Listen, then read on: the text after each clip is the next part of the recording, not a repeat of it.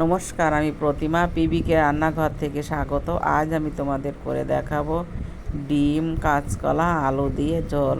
তাই এখানে আমি 3টে ডিম আর একটা কাঁচকলা আর একটা আলু কেটে নিয়েছি। কেটে রাখা আলুগুলো আমি একটু হালকা ভাপ দিয়ে নেব। এইবার ডিমের মধ্যে নুন হলুদ দিয়ে ফাটিয়ে নেব। এদিকে আলুগুলো ভাপ দেওয়া হয়ে গেছে। এইবার একে একে ডিমগুলো অমলেট করে নেব।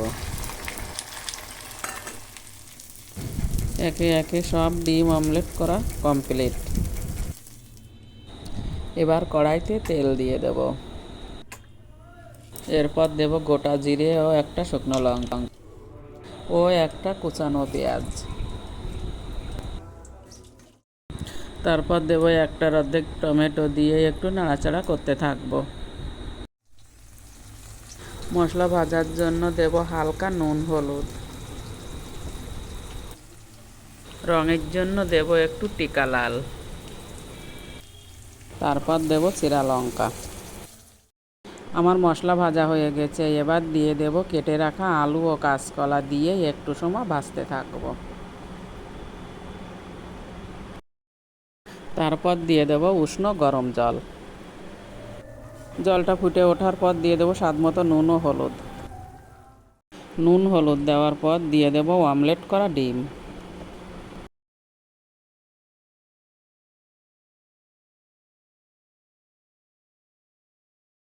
তারপর দিয়ে দেব অল্প করে গুঁড়ো দুধ। এটা দিলে সাধারণত টেস্টও ভালো হয় আর কালারটাও ভালো আসে। রান্নাটা হয়ে গেছে, এবার আমি অন্য পাত্রে তুলে নেব।